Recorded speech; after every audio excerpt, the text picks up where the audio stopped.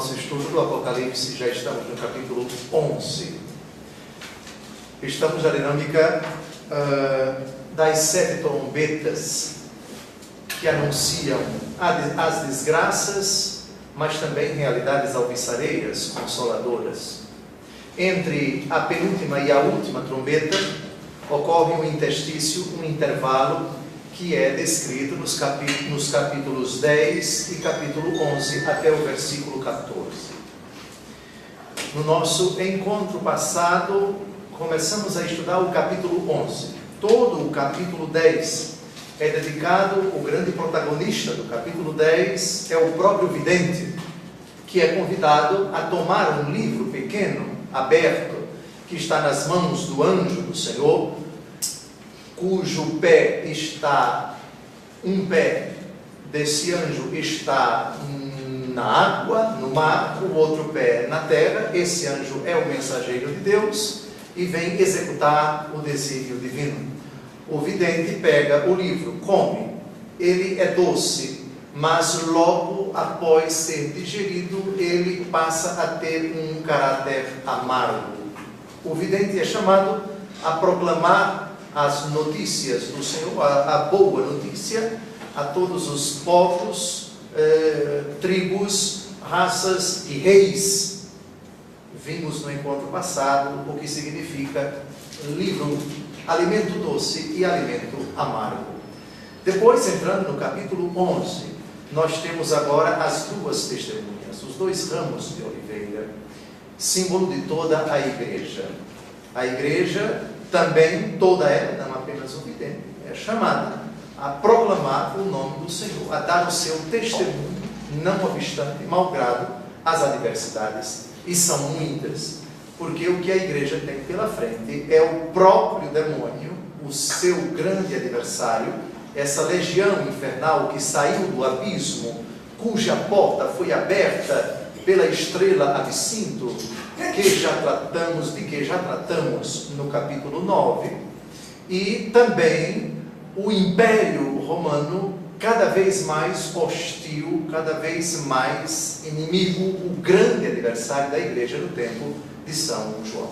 E terminamos o capítulo 11, versículo 5, o encontro passado, nós terminamos o versículo 5.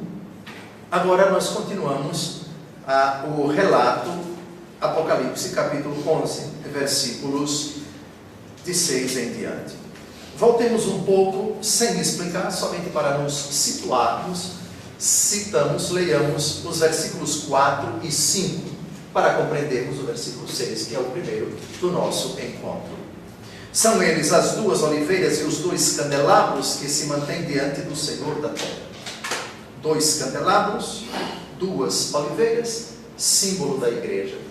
Vimos citando muitos textos do Antigo Testamento, porque são exigidas 2 testemunhas num tribunal, numa altercação, perante um magistrado, porque a palavra de uma pessoa não valia, deveria vir sozinha, deveria vir acompanhada de ao menos 2 testemunhas. Se alguém lhes quiser causar dano, sairá fogo de suas bocas e devorará os inimigos. Com efeito, se alguém os quiser ferir, cumpre que assim seja morto. A igreja goza de poderes, ela recebeu prerrogativas da parte de Deus. Citamos vários textos do Antigo Testamento em que da boca de Deus saem realidades capazes de destruir os inimigos de Deus, os inimigos do seu povo, e esse poder Deus confere à igreja. Citamos o profeta Elias, citamos também os poderes, Marcos capítulo 16, no final, eis os sinais que acompanharão aqueles que creem, eles pisarão em serpentes, pisarão em escorpiões, nada lhes fará mal, os seus adversários não poderão, Mateus capítulo 10, resistir diante da sua sabedoria. São vários textos do Novo Testamento em que nosso Senhor Jesus Cristo confere poderes à igreja. Muito bem, versículo 6. Esses homens, entenda-se, a igreja toda, os discípulos de Cristo, têm o poder de fechar o céu para que não caia chuva durante os dias de sua profecia. Tem poder sobre as águas para transformá-las em sangue e de ferir a terra, sempre que quiserem, com toda sorte de flagelos. Aqui o vidente vai buscar no Antigo Testamento fatos, poderes que Deus confere a alguns do seu povo. E tais poderes são descritos com as mesmas palavras, ou palavras parecidas com as da profecia, para mostrar que a igreja, não obstante as perseguições, ela tem poderes. Toda autoridade me foi dada no céu e na terra. Eu estarei convosco. Eu vos darei uma força. Importa para vós que eu vá. Se eu for, enviarei o Paráclito. A igreja tem essa força que não é deste mundo. Jesus disse quando foi preso: o meu reino não é deste mundo. Todavia, a igreja é ao mesmo tempo essa realidade frágil, porque constituída de seres humanos. A igreja não tem exército. A igreja não tem mancomunação com o poder político. E todas as vezes que a igreja se aliou com o poder civil, houve mais prejuízos do que benefícios. Não estou dizendo que não houve benefícios. A relação com o poder civil, sempre, esse é o magistério da igreja, deve ser pautada em cima de 3 categorias: autonomia, respeito e responsável colaboração. Ao longo da sua história, quando a igreja se relaciona com o poder civil dentro desses parâmetros, trata-se de um relacionamento saudável.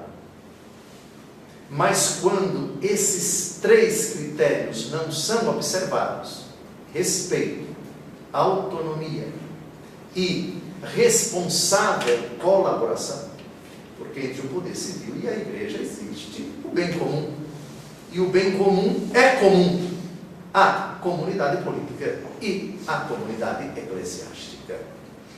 Pois bem, os poderes que o Senhor Jesus confere à igreja são aqui descritos com imagens do Antigo Testamento. Vejamos. Os poderes dos homens são semelhantes aos poderes de Elias e Moisés. Ambos, no Antigo Testamento, representam a lei e os profetas. Vejamos então os poderes que o Senhor Deus concedeu a Elias, os poderes que o Senhor conferiu a Moisés, e vamos fazer essa aplicação para os poderes que o Senhor Jesus confere à igreja. A igreja é dotada de poderes, poderes não deste mundo, por favor. Primeiro livro dos Reis, capítulo 17, versículo 1. Elias, o tesbita, um habitante de Galaad, veio dizer a Acabe: pela vida do Senhor, Deus de Israel, a quem sirvo, não haverá nestes anos orvalho nem chuva, senão quando eu o disser. Esse texto vai ser citado por nosso Senhor Jesus Cristo no Evangelho segundo Lucas, capítulo 4, versículo 25. Em verdade vos digo, muitas viúvas havia em Israel no tempo de Elias, quando se fechou o céu por 3 anos e meio, e houve grande fome por toda a terra. Gravem bem essa indicação do tempo em que Israel ficou com fome. E não houve chuva. 3 anos e meio. Lembram do encontro passado? 1 tempo, 2 tempos e metade de um tempo. 1 mais 2, 3. 3 e meio. É metade de 7. É o 7 quebrado. Também o Apocalipse fala de 1260 dias. O Apocalipse fala também de 42 meses. É a mesma coisa. 3 anos e meio.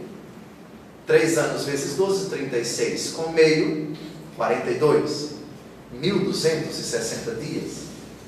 O profeta, o vidente, foi buscar no Antigo Testamento, precisamente numa época muito difícil para Israel, o período em que Israel foi perseguido pelo imperador Antíoco IV Epifânes. Jesus cita 3 anos e meio. Os poderes que o Senhor Deus deu a Elias. Uma criatura com o poder de sustar a chuva. Durante 3 anos e meio, isso não vai acontecer. Na história da igreja, nós temos não somente o poder de pregar, o poder de ensinar, mas o poder também de imprecar. Imprecação. O que na linguagem popular significa rogar uma praga. Já que isto aconteceu, tal coisa não acontecerá, ou tal coisa ocorrerá. É raro, mas Deus, nosso Senhor, às vezes coloca nos lábios dos cristãos determinadas afirmações que, desculpem a expressão popular, que pegam.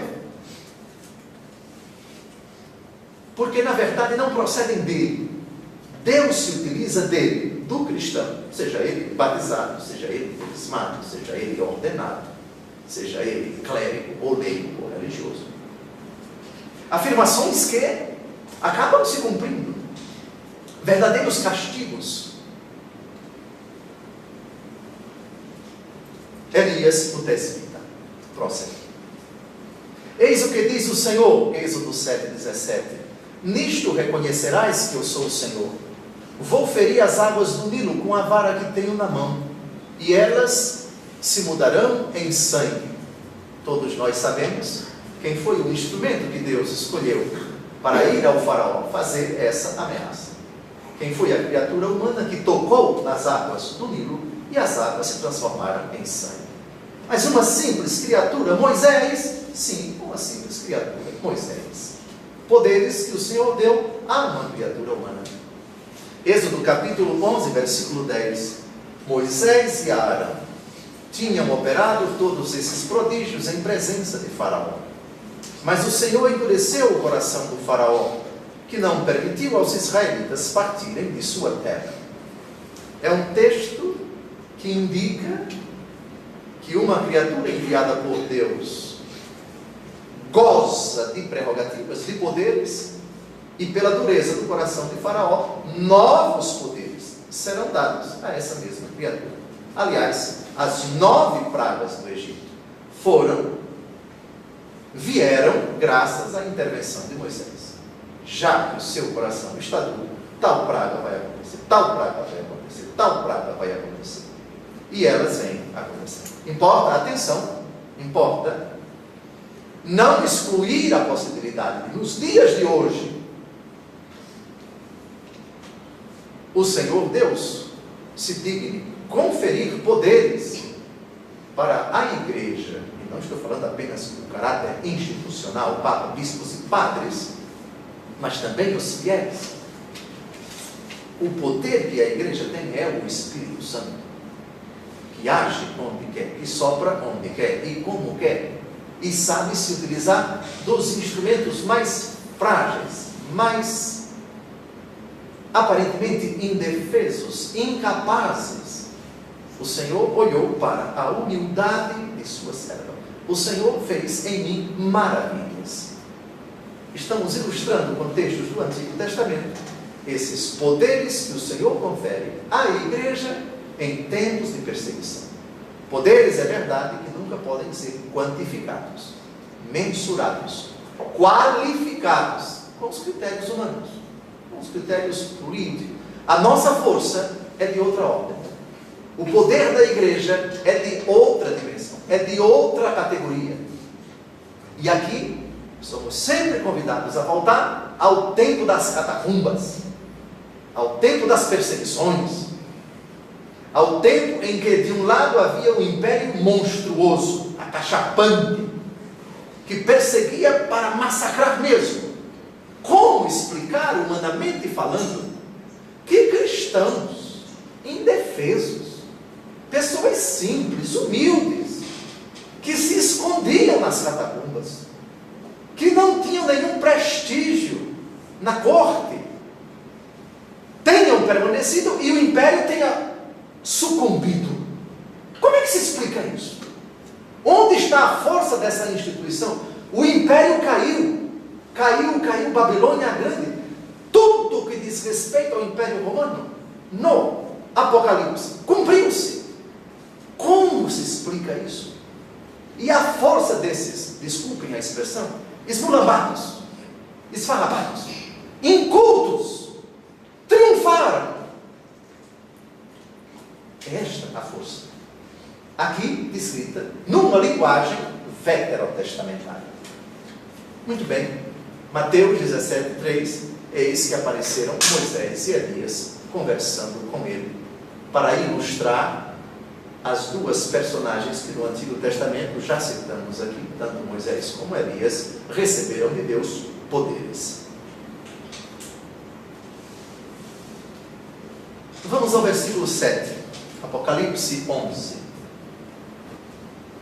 Mas depois de terem terminado integralmente o seu testemunho, a fera que sobe do abismo lhes fará guerra, os vencerá e os matará. Aqui vai aparecer pela primeira vez no Apocalipse essa realidade horrenda, a fera. Ela, aliás, será a protagonista do capítulo 13. Mas já vai aparecer, porque a grande personagem do capítulo 12 não é a fera aparece. Se coloca diante da mulher para devorar o seu filho e para destruir a mulher também, evidentemente. A mulher é a igreja, o seu filho é Jesus Cristo. A fera aparece aqui pela primeira vez. Mas antes dela, reparem que a frase fala de testemunho integral dessas testemunhas, desses dois candelabros, a igreja toda. Depois de terem terminado integralmente o seu testemunho. É significativa esta palavra, integralmente. Cumprimento fiel. Cumprimento total. Ouve, ó Israel, o Senhor nosso Deus é o único Senhor. Amarás o Senhor teu Deus com toda a tua alma, com todas as tuas forças, com todo o teu entendimento, com todo o teu ser. Testemunho integral é aquele que compromete a pessoa toda, inteligência, vontade, afetos, vida privada, vida pública, vida comunitária, vida social, trabalho, sonhos, projetos, família, filhos, igreja. Todos os âmbitos da vida do cristão são âmbitos nos quais ele é chamado a testemunhar Cristo Jesus, com palavras, com obras. Não apenas aqui, ali ou acolá. Sempre, para mim, o viver é Cristo. Viveu, onde quer que você se encontre, você é chamado a dar o seu testemunho. A igreja toda vai dar integralmente o seu testemunho.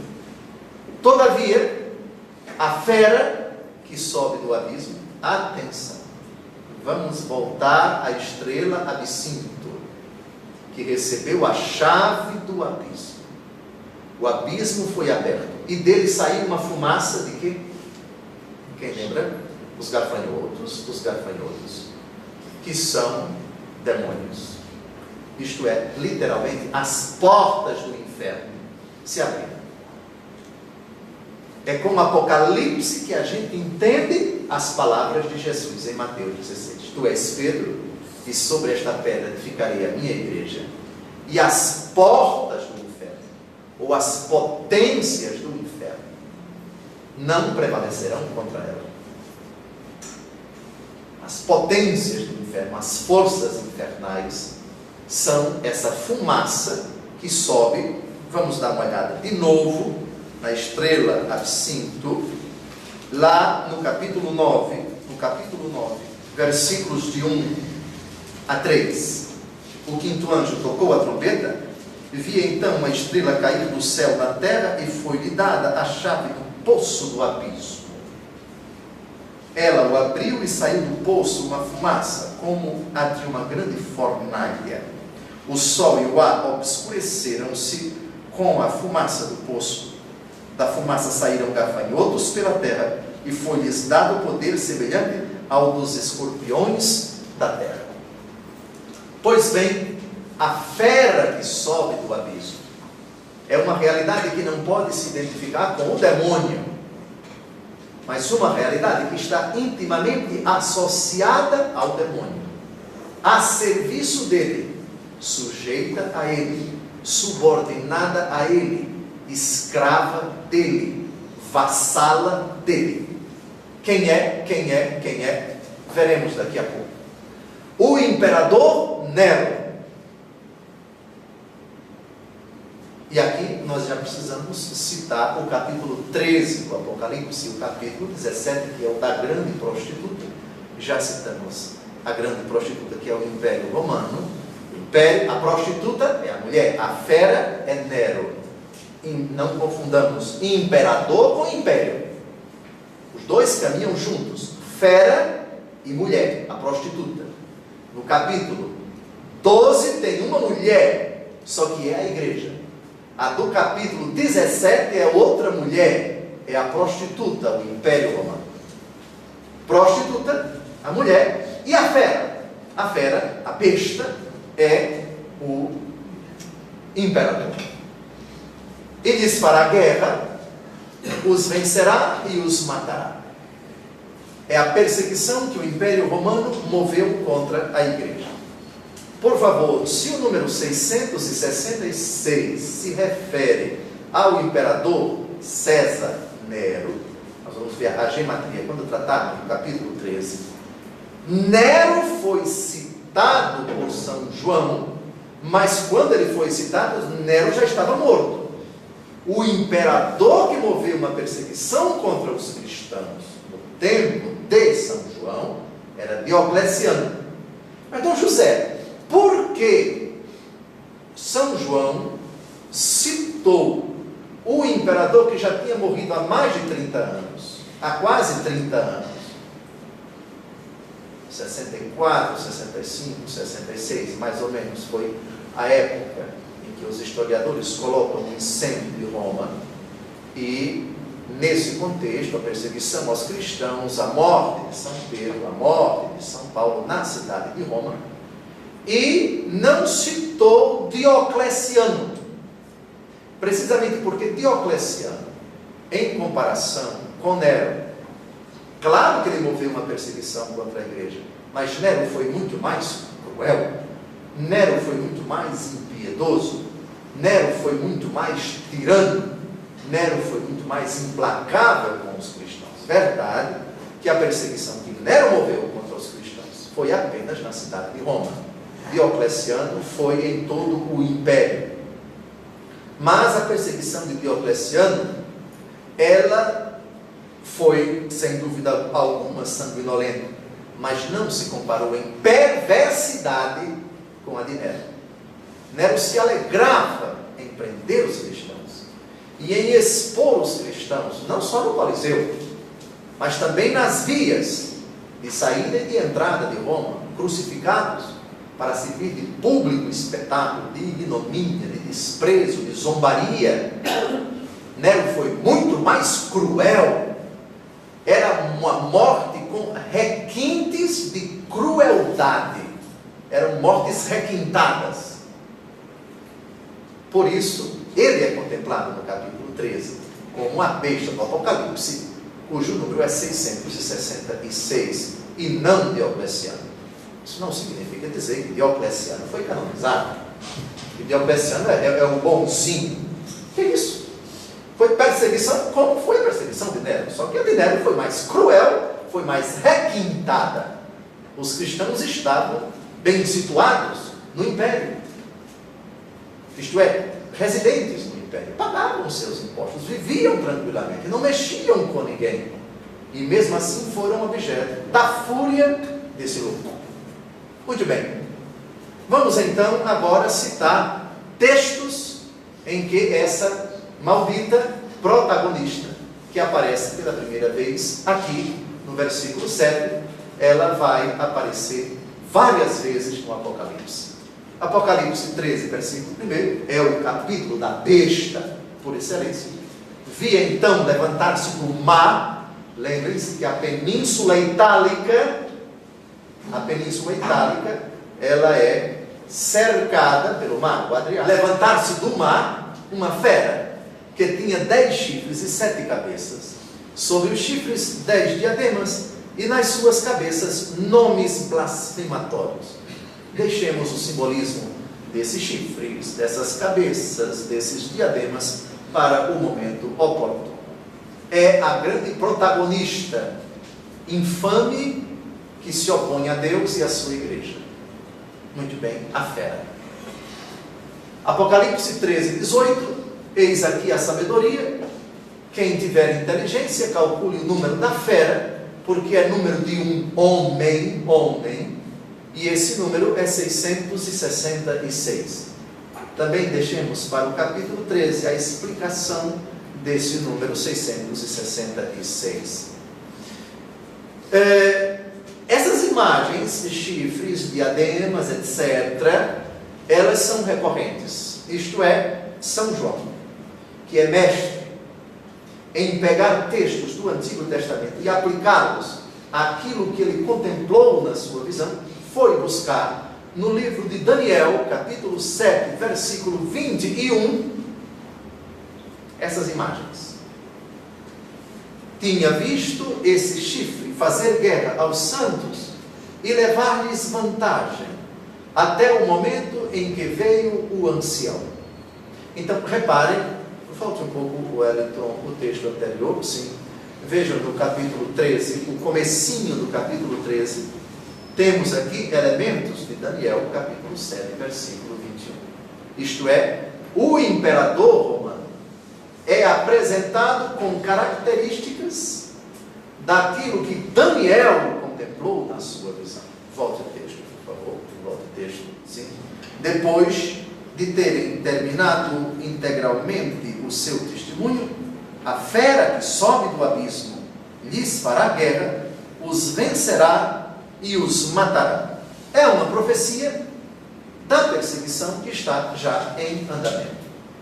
É impossível quantificar o número de cristãos que na perseguição movida por Nero morreram. Mais ainda, na perseguição movida por Diocleciano, sucumbiram. E até a queda do Império Romano do Ocidente, voltaram a acontecer outras 10 ou 15 ou 20 perseguições. Até que finalmente um imperador romano se converteu, se tornou cristão. E dele até Teodósio, quando o cristianismo se tornou a religião oficial do Estado, não tivemos, a não ser raramente, Juliano apóstata, paradigmático nesse sentido, um imperador que quis reintroduzir o paganismo numa Roma já cristianizada, e ele não encontrou outra alternativa senão estabelecer sérias restrições aos cristãos e, instigado por muitos pagãos, por muitos não cristãos da sua corte, a perseguição também voltou a acontecer. Mas isso é uma outra história. Fiquemos na época bíblica de Diocleciano para trás. Vamos agora ao versículo 8. Então o império vai fazer guerra, vai perseguir os cristãos e vai matá-los. Isso se cumpria já no tempo de São João. Muitos cristãos morreram no tempo de Diocleciano. Muitos haveriam de morrer nos séculos seguintes.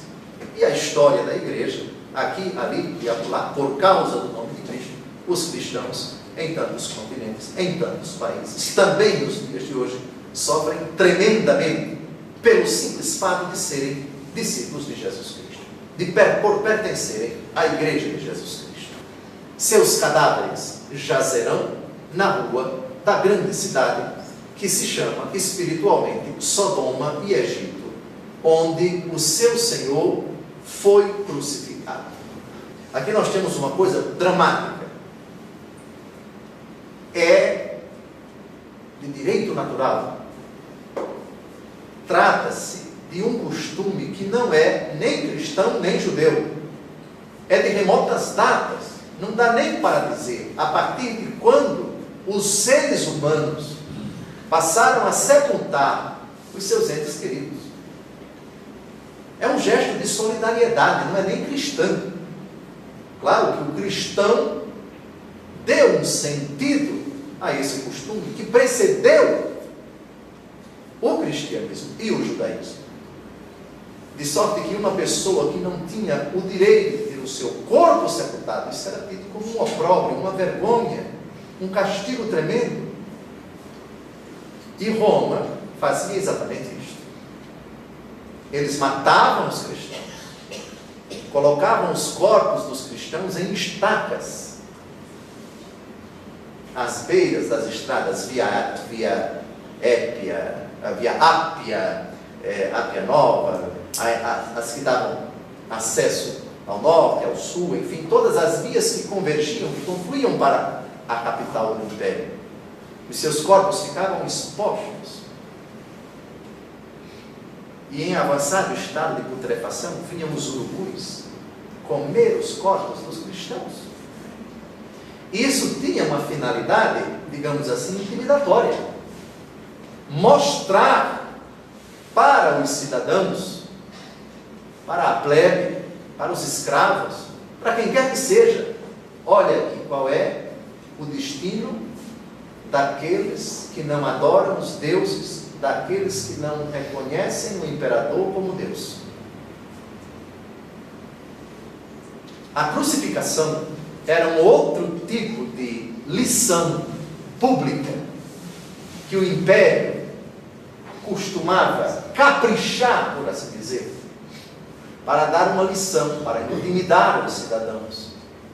Determinados criminosos têm essa morte longa, bem demorada. Primeiro vão ser chicoteados, depois se coloca uma cruz às costas, pelo menos a parte horizontal, depois eles passam num espetáculo deprimente, sendo açoitados pelas ruas da cidade, são levados para fora, no lugar escolhido, e ali são crucificados para morrerem aos poucos, de inanição, de fome, de sede, de asfixia, e assim por diante. E os corpos ficavam lá.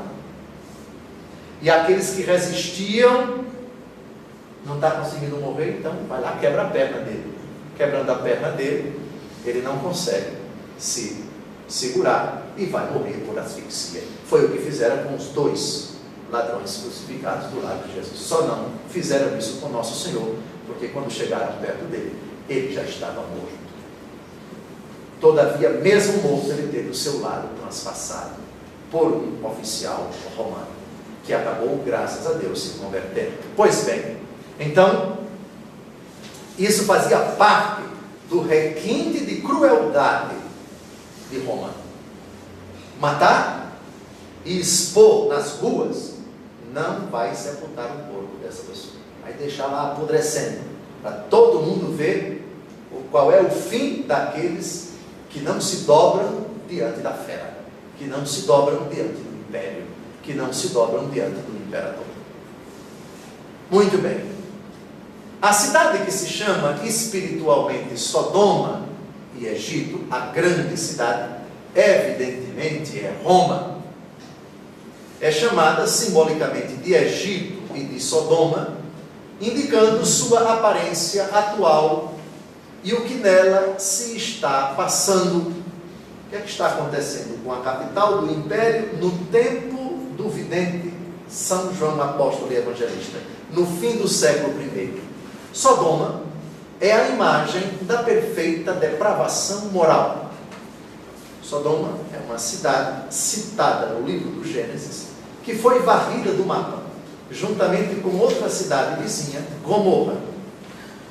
Elas pertenciam ao que hoje nós chamamos de Jordânia, aquela região inóspita, próxima ao Mar Morto, próxima também a Israel.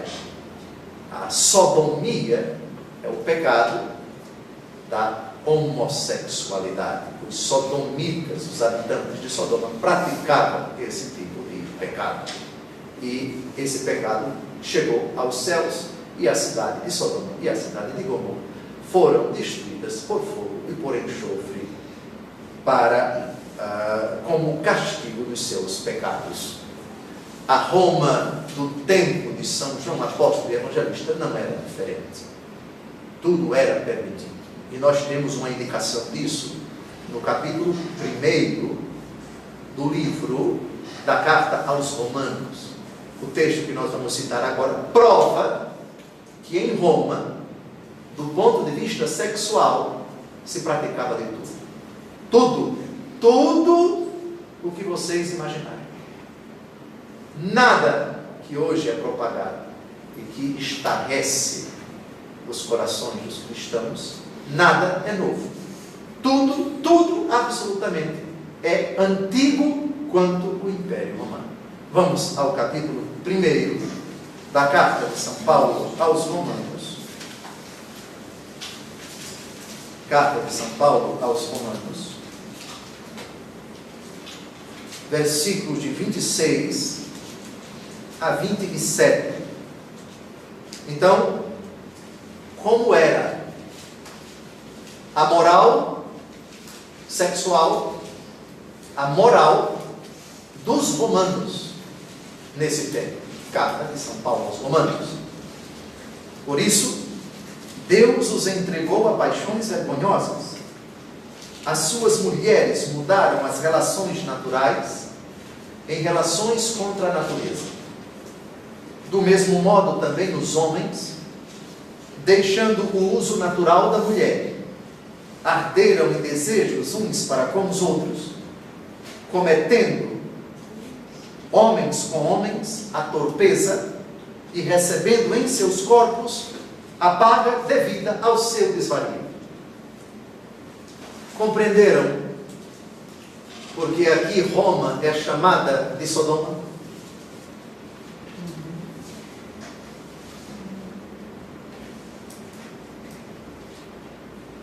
A imagem da perfeita depravação moral. E Egito é o tipo da tirania da obstinação. Sodoma, Roma depravada. Egito, Roma tirana. Lembrem-se da tirania do Egito, que levou sofrimento ao povo do Antigo Testamento. O povo hebreu ficou sob o jugo da escravidão durante 4 séculos. Então, aí nós entendemos porque a Roma do tempo de São João é chamada de Sodoma e é chamada de Egito. Sodoma porque é depravada do ponto de vista moral. Tudo para Roma é permitido. Tudo. Do ponto de vista sexual. E não é somente sexo entre pessoas do mesmo sexo, mas sexo com animais, sexo com crianças. A história do Império Romano, que atingiu seu ápice de escândalo no imperador Calígula. Esse seguramente foi o mais depravado. Calígula. Tão depravado que o próprio Senado precisou legislar proibindo determinadas práticas, porque eram infames, porque punham em risco a própria unidade do império. Pense-se, por exemplo, se temos um exército depravado, nós temos um exército não disciplinado, e é tudo o que os inimigos querem. Se não há disciplina, se não há limites nas fileiras do exército, o império vai ruir. E de fato, foi uma questão de tempo. Foi uma questão de tempo. O império vai se fragilizando do ponto de vista moral, onde tudo é permitido. Qual é a sociedade que se sustenta com uma depravação desenfreada, onde tudo é permitido? É interessante. Eu recomendo a leitura de um bom livro de história sobre a decadência do Império Romano. Exatamente isto que acabamos de ler é um dos motivos, não é o único. A ruína do Império. O Império vai se deteriorando graças à depravação. O seu ponto fraco está na conduta licenciosa, na conduta imoral, permissiva da sua sociedade, da corte, daqueles que cercam o imperador, o próprio imperador e o exército. Não há império que se sustente. A sua ruína é uma questão de tempo. Dito e feito. Dito e feito. Vamos então, Apocalipse capítulo 14, versículo 8, provar que esta chamada de Sodoma e Egito, essa grande cidade, é Roma. Outro anjo seguiu, dizendo: caiu, caiu a grande Babilônia, por ter dado de beber a todas as nações do vinho de sua imundícia desenfreada. Entenderam? Entenderam? Sodoma e Egito, tirana e depravada. Babilônia é outra categoria aqui. Aqui a gente tem que voltar no Antigo Testamento e compreender qual foi o império no século VI a.C., que trouxe sofrimento aos hebreus. Nabucodonosor, Iraque, grande Babilônia. Então, o vidente, que conhece muito bem o Antigo Testamento, para não chamar o nome Roma, coloca um atributo nada agradável, nada elogioso. A Roma de hoje, ela é como a Babilônia do passado, como a Sodoma do passado, como o Egito do passado. São João gosta muito disso, de pegar elementos, comparações, citações do Antigo Testamento. Apocalipse 16, 19. Repare a expressão, a grande cidade. A grande cidade. A grande cidade foi dividida em 3 partes. Veremos que 3 partes foram estas, quando estudarmos o capítulo 16. E as cidades das nações caíram. E Deus lembrou-se da grande Babilônia, para lhe dar de beber o cálice do vinho de sua ira ardente. Outro texto, para mostrar que essa grande cidade é Roma. 17,5, o capítulo da grande prostituta.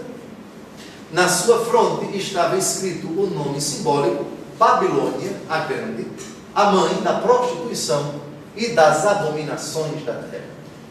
Isso é literal. É literal. Prostituição, no sentido sexual e no sentido também de seduzir, porque o império, para se manter, ele ou dominava ou fazia alianças. E aí morava o perigo. Prostituição em todos os sentidos. Apocalipse 17, 18. A mulher que viste é a grande cidade, aquela que reina sobre os reis da terra. De novo, Roma. Apocalipse 18, 2. Clamou em alta voz, dizendo: caiu, caiu Babilônia a grande, tornou-se morada dos demônios, prisão dos espíritos imundos e das aves impuras e abomináveis. Isaías capítulo 1, versículo 9. Se o Senhor dos Exércitos não nos tivesse deixado alguns da nossa linhagem, teríamos sido como Sodoma e ter-nos-íamos tornado como Gomorra. O hebreu foi impregnado de tal forma pelos episódios de Sodoma e Gomorra, que qualquer outra realidade, futura ou presente, trágica, assustadora, passível de ser destruída por Deus, era imediatamente associada, comparada, identificada com essas cidades que foram simplesmente varridas do mapa. Não existe absolutamente nada a não ser escassos escombros nos lugares onde um dia existiram essas cidades. Foi uma destruição, foi uma catástrofe de tal natureza. Discute-se se ali caiu um meteoro, discute-se se ali, nós temos uma depressão tremenda, né? O Mar Morto é a maior depressão da face da Terra, de todo o planeta Terra. Se tratou de uma erupção vulcânica, se foi uma chuva de meteoros ou meteoritos, não se sabe. O fato é que essas 2 cidades, uma delas morou Ló, sobrinho de Abraão, depois Abraão, desapareceram do mapa. O pecado de Sodoma e de Gomorra, nós sabemos qual foi. E por causa desse pecado, essas 2 cidades foram destruídas. Isaías 3:9. Sua parcialidade testemunha contra eles. Ostentam seus pecados como Sodoma. Em vez de escondê-los, ai deles, porque causam dano a si mesmos. De novo, Sodoma. Ezequiel 16:46, tua irmã mais velha é Samaria, que habita à esquerda com suas filhas, tua irmã mais moça é Sodoma, que habita com suas filhas à tua direita. Ainda não estavas contente em seguir seu passo e em imitar seus horrores? Era pouco, foste mais longe que elas na corrupção, por minha vida, oráculo do Senhor Javé. Tua irmã Sodoma e suas filhas não fizeram o que fizeste tu e tuas filhas. O crime da tua irmã Sodoma era este: opulência, glutoneria, indolência, ociosidade. Eis como vivia ela, assim como suas filhas, sem tomar pela mão o miserável e o indigente. Tornaram-se arrogantes e sob os meus olhos se entregaram à abominação. Por isso eu as fiz desaparecer como visto. Qualquer cidade, qualquer circunstância, qualquer sociedade, qualquer povo, qualquer nação que tinha pecados parecidos com os de Sodoma, que já não existia mais quando essas profecias foram feitas, eram identificadas com Sodoma e com Gomorra.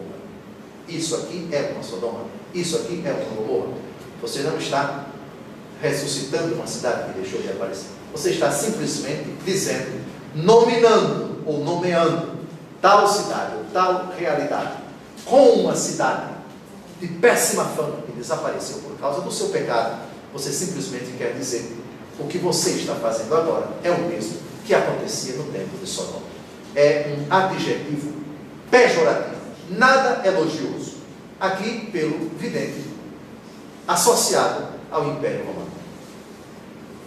Sabedoria 19, de 13 a 17, suportavam justamente o castigo de sua própria maldade, porque tinham mostrado excessivo ódio pelo estrangeiro. Houve muitos que não quiseram receber hóspedes desconhecidos, mas estes reduziram à escravidão hóspedes que tinham sido benfeitores. E isso não é tudo. Haverá algo a mais que um castigo qualquer para aqueles que acolheram mal os estrangeiros, mas estes, a princípio, receberam bem seus hóspedes e concederam-lhes a participação em seus direitos. Em seguida, eles os encheram de males, do mesmo modo. Foram feridos de cegueira, como aqueles homens às portas do justo, quando envolvidos por uma profunda escuridão, procuravam cada um de seu lado o caminho para as suas casas. Interessante. Lendo a Bíblia toda, a gente percebe que nenhum pecado desenfreado, que nenhuma impiedade dos homens que se voltam contra Deus, que viram as costas a Deus, nenhuma impiedade fica impune. É como se a Escritura dissesse, e o Apocalipse, como nenhum outro livro da Bíblia, a impiedade dos homens tem um preço. Pois bem, continuemos. Apocalipse 11, versículo 9. Muitos dentre os povos, tribos, línguas e nações virão para vê-los por 3 dias e meio, e não permitirão que sejam sepultados. Aqui é a apoteose dos inimigos da igreja, né? Vejam aqueles que nos incomodavam, vejam os metidos a santo, vejam aqueles que não queriam agir como nós agimos, vejam o resultado dos que não se dobraram diante dos nossos ídolos, que não aceitaram os nossos costumes. Eis o resultado: os seus corpos nem sepultados são, estão aí para serem comidos pelos abutres. Muitos dentre os... De novo, imaginem a cena, o espetáculo deprimente dos estrangeiros que entram e saem da cidade de Roma, capital do mundo daquele tempo, vendo os cristãos crucificados, os corpos insepultos, fedendo, apodrecendo. Muitos dentre os povos, tribos, línguas e nações, 4 o número, atenção, povos 1, tribos 2, línguas 3, nações 4, virão para vê-los por 3 dias e meio. De novo, o simbolismo dos 3 dias e meio. Um tempo, 2 tempos, metade de um tempo. Lembram? O período de Antíoco IV Epifanes, 3 anos e meio, 1260 dias, 42 meses, 3 e meio é metade de 7. Um período não perpétuo, em que os inimigos da igreja bradam, triunfam, aparentemente vencem. mas é um período breve. Não é por muito tempo. No capítulo 17 e 18, caiu Babilônia Grande. Sim, o fim do império foi no ano 473, mas caiu. Ah, mas demorou muito tempo. Bem, Deus tem os seus tempos. Aqui são os critérios de Deus, o tempo de Deus, os momentos de Deus. 3 dias e meio, um período breve. Riam os cristãos, debocham dos cristãos, alegrem-se com a morte dos cristãos. 3 dias e meio. E aqui, de novo, é preciso citar não apenas o espetáculo dos corpos insepultos nas estradas, à beira das estradas, mas também o espetáculo de os cristãos serem jogados às feras, no anfiteatro Flávio, também chamado de Coliseu. Era um espetáculo que agradava a sociedade romana. Eles aplaudiam, eles não viam a hora de os cristãos serem estraçalhados pelas feras. Aplaudiam de pé. Havia uma máquina de propaganda do império que vendia a ideia de que os cristãos eram inimigos do povo. Comiam crianças. Essa era uma das muitas calúnias que se espalhavam contra os cristãos. Então vocês imaginem, hoje temos a ruína do anfiteatro Flávio, do Coliseu. Ali é lugar sagrado para os cristãos, para os católicos. Toda sexta-feira da Paixão, o Papa vai realizar a via sacra lá. Lá foi derramado muito sangue dos nossos irmãos. Muitos dentre os povos e nações irão para vê-los e não permitirão que sejam sepultados. Muito bem. 4, número cósmico. O domínio da fera sobre a humanidade torna-se completo. 3 dias e meio. Porém, o triunfo do mal é por pouco tempo. A metade de século, o número perfeito. A sensação de poder olhar os cadáveres dos profetas como troféus de vitória não vai durar muito tempo. É curioso também ver a história dos mártires, como muitos dos pagãos saíam desses espetáculos. Eu não quero ficar aqui. Mas o que foi que esses coitados fizeram? Nós os conhecemos, são pessoas boas, são pessoas puras, honram o seu Deus, não fazem mal a ninguém. Por que tanta violência? E muitos se convertiam. E isso durou anos e anos. Mas caiu Babilônia a Grande. Caiu. O império ruiu. Hoje o coração da igreja bate lá. E esse império desapareceu. Verdade que outros impérios depois surgiram em vários cantos da terra. Mas isso vai perdurar até o fim dos tempos. A batalha não, aquela acabou, mas a guerra não acabou. As forças do mal se reagrupam, se reorganizam, se reestruturam, se fortalecem, se realinham, e os cristãos que estão neste mundo caminham rumo à casa do Pai, fortalecidos pela certeza de que o Senhor está sempre consigo, que o Senhor não os abandona, que o Senhor os assiste, que o final, o termo da guerra vai ser a vitória do Cordeiro, vai ser a vitória daqueles que lavaram as suas vestes, daqueles que derramaram o seu sangue e que já fazem parte da corte celeste e aguardam o número dos eleitos se cumprir, porque ainda não se cumpriu o número daqueles que deveriam ser mortos por causa do testemunho de Jesus Cristo. Continuamos o nosso encontro no próximo sábado, com a graça de Deus. Boa noite.